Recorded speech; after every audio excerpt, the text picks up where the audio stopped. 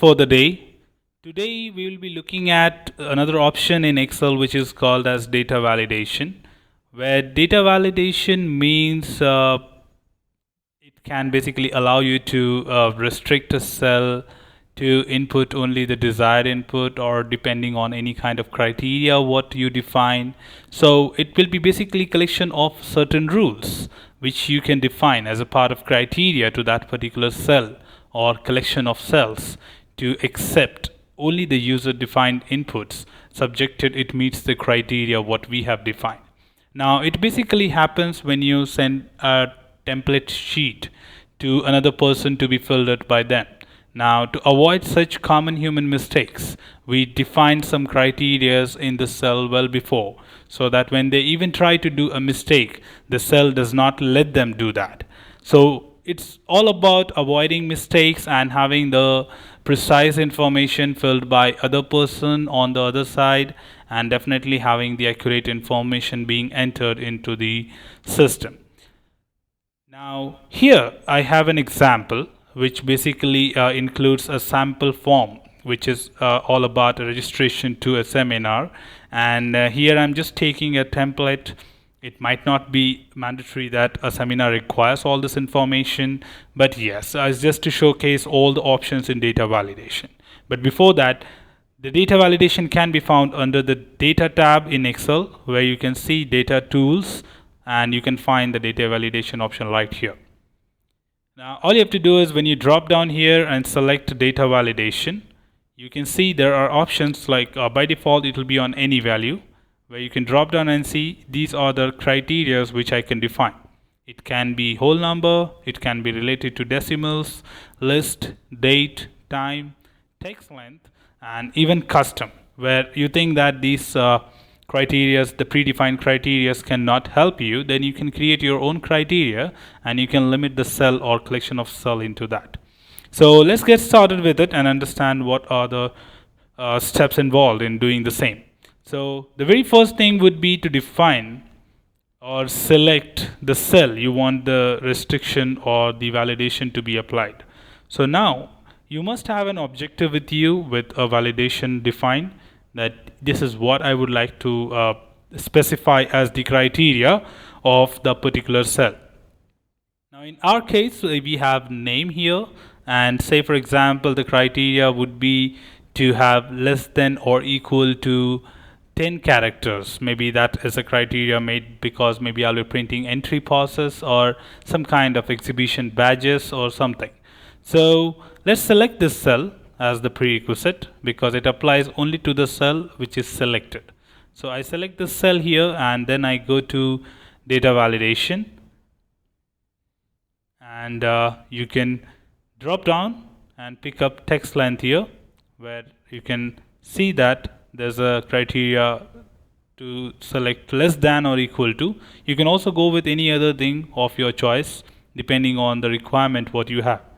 So go for less than or equal to and define the maximum limit as 10. Say OK and the limit is applied. So say for example I mentioned something here as Neeraj, that's going to be my name, and I enter. Yes, it does accept that. But what if I try to mention my full name here and say enter?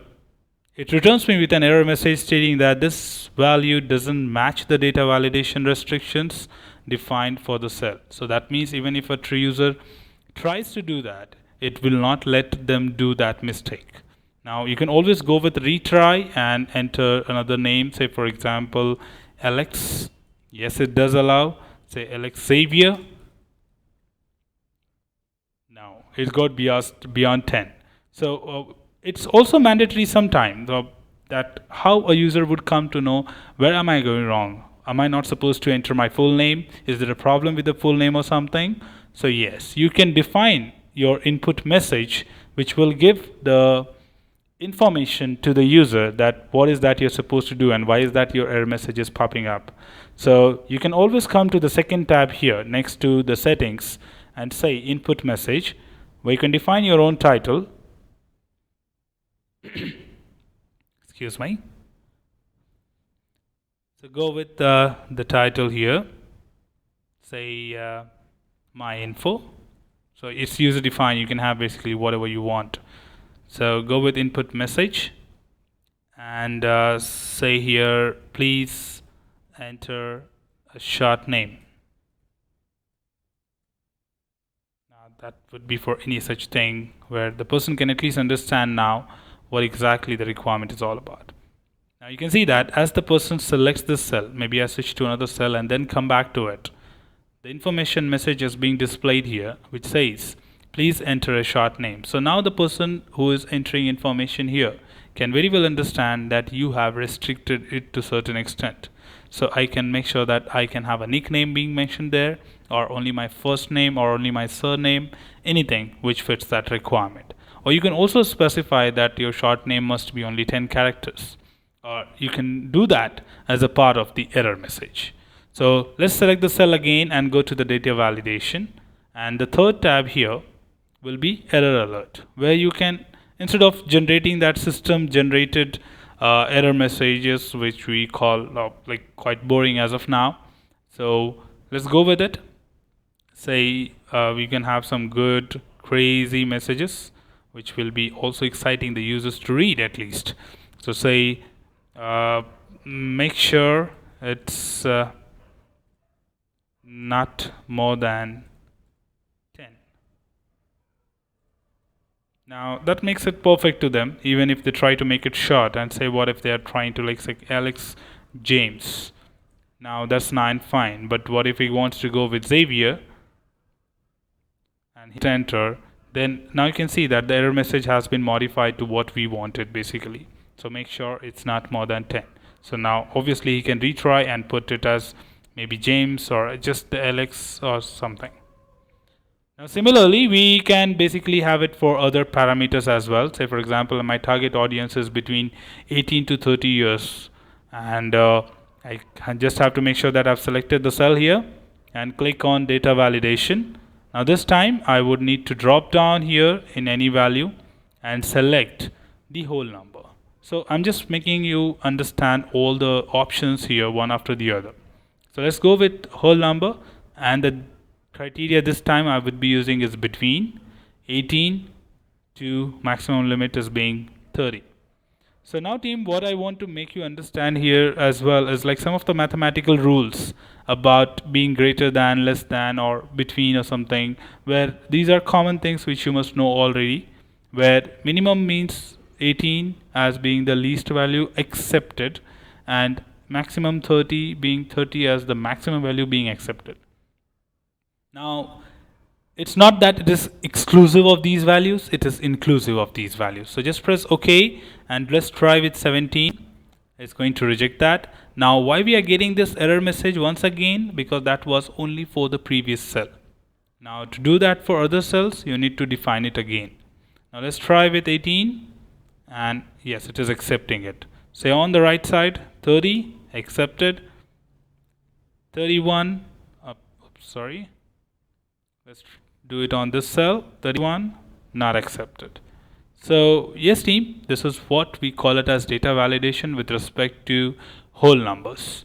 Now let's go to decimal, where I'll be using something called a CGPA, which you can also call it as an aggregate or maybe a criteria based on the percentage of your score or something through some kind of entrance exam or maybe your graduation or any such thing. So say I select this particular cell here and then go to data validation, where I can drop down and pick up the use of decimal here. Where decimal, again let me use it as between, because I would like to show you how decimal works. Say for example 50.01 to 50.09. Now even you can restrict to a certain extent like this, and that's what the use of decimal is. So let's I'm putting the minimum as 50.01 and maximum as 50.09. Now that can be related to any other thing as well. It's not limited to aggregate. You can have it anywhere else as well, which basically tries to help you with such restrictions. So now let's try with something called as 50.0, which is rejected, of course, because our limit starts with 50.01. So say I put it as 50.02 and it is accepted. Where I say now on the right side 50.10, which is going to be rejected, as our maximum allowed value is 50.09. So let's try with that, and yes, it is accepted. Now similar way we can do it for date as well. So make sure you selected the cell which is the resultant cell and click on data validation. Here drop down and pick up the date from the menu and then say again between, because usually you have a range for the dates for the events to be conducted, and say for example I mentioned today's date, say 11/7 2018, and it's going to be 13/7 2018, and say OK. Alright, so don't worry about that. Basically it's the Excel standards which is based on your country, so I get confused with that sometime. That's what happens when you work with multiple nationalities.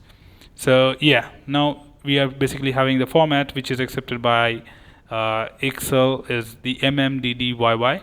So I'm using 11th of July here to 13th of July and say OK. Now let us try mentioning the date for yesterday, say 7/10/2018, and it's not accepted. Whereas if I put today's date, say 7/11/2018, it accepts that. So that's how you can restrict the date. Even time, the similar way. Make sure you selected the cell here. Go to data validation and drop down here to select the time, where you can again give the time limit as, say for example I'm conducting between 1000 hours to 2 o'clock in the afternoon, so I should put it in the time format as 1400. Excel understands the time format in 2400 hours, so say for K here, and let's try with an early time, say 900, which is away from our limit. It is restricted. Whereas let me try something in between the limit, it is accepted. Now similarly for the place as well, say for example you want to restrict certain areas or certain cities in which you are conducting this event, and the people can basically attend either of the place. So you can use something called as list here, which will allow you to define your parameters in the source. So here the criteria won't ask you less than or equal to, because you will be defining the list items basically and creating a drop down list. So say for example I'm conducting this in Denver, comma, Portland, comma, Zurich, comma, Sydney, comma, say Delhi, and OK. But before that, make sure that you mention the names how you want it. Avoid spelling mistakes. Plus, the comma is a separator for the item list. So the moment you put comma, it's a new item. Comma, new item, and so on till you want it. Say OK, and now when you come back, you will basically see a drop down button here, where you can drop down and see the list of items being present and select one of them. Now I can always change it to anything else if I wish to, and so. But it's also possible that if you wish to mention it manually, it will accept it because it's one of the item list. Now, say for example, I try to put Mumbai, as it's not a part of the list, will not accept it. So that's another thing which you need to make sure. You can also make a reference if you have defined it already somewhere in your Excel sheet, maybe at any other sheet or within the workbook or outside workbook as well. Say for example Mumbai, Delhi, Kolkata, and Chennai. Now if you wish to change the list items to the one which you have specified already somewhere instead of typing it again, then make sure you select the cell here, data validation. Instead of list mentioning it as manually, you can define the source. So you can shrink it so that you can see the most of the part of the sheet, and select the range here, and then hit bring it back. So now it has the range which is fixed. Say OK. So now if you drop down, you will see only the items from here. So now if you mention Sydney, which was there earlier, will not be accepted. So This is how you can basically restrict a part of the cell or part of the worksheet or multiple collection of the cell, and you can define how exactly the user should enter the information about the same. Now, you can also define a collection of cells with a common parameter. For example, I'm trying to maintain the attendance of students, where I have few students here like student 1, student 2, student 3, and say I want to manage the attendance in these 4 rows or 4 columns or 3 rows as the attendance of them for the next 4 days. Now, to apply a particular criteria to multiple cells, you all have to do is just select the range which you want to apply it to. Instead of one cell, this time you'll be selecting a matrix, which will be a range having collection of the columns and the rows you are interested in criteria defining. So select it, keep it selected, and click on data validation, and then you can go ahead with list, and here you can define the legends of it. Say P, comma, P as for present, A as for absent, and if it is a holiday in between, H, and maybe a half a day. If any student is appearing only for one half, then you can put it as HD and say OK. You can also have more legends like sick leave, personal leave, and casual leave, or whatever leave systems you have, and say OK. So now if I have to manage their attendance, I can just come here and pick it up like present. Then I can come back and put it as, may say it's absent today, and say another P here, and this is, say he came only half a day. So similarly you can do it for all the students, and you don't have to worry about applying it again and again. It will be just a simple step where you can just apply it all together for the whole sheet or maybe the whole table, what your students' names are containing up to. So this is what we have from the predefined criterias, but at any point of time, if you wish to define your own custom criterias, you can always come down and drop down here to select custom, which basically requires a formula to be entered. So let me just show you on a blank cell. So say for example you go with data validation, you drop down and custom. So custom requires a formula to be entered here. So usually you don't have any criteria like date, time or something. This is your own defined. So I'll be having a following tutorial for that, where I would take it all together separately and explain you how multiple things can be handled using formulas. So I'll be doing that as a subsequent part of data validation. So stay tuned to that.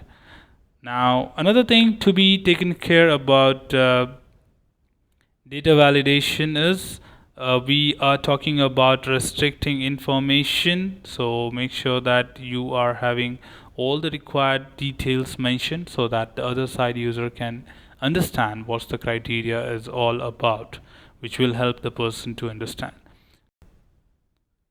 So team, today we learned about data validation in Excel, where you saw how you can restrict various inputs from an user, including date, time, text length, and many other things, which allows a user to define the criteria, which basically helps a person to avoid mistakes and have the data being entered as per the criteria defined.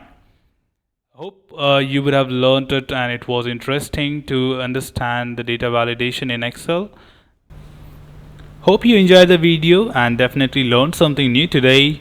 Do comment your queries, doubts, clarifications below so that I can get back to you with more details on the same and get it clarified.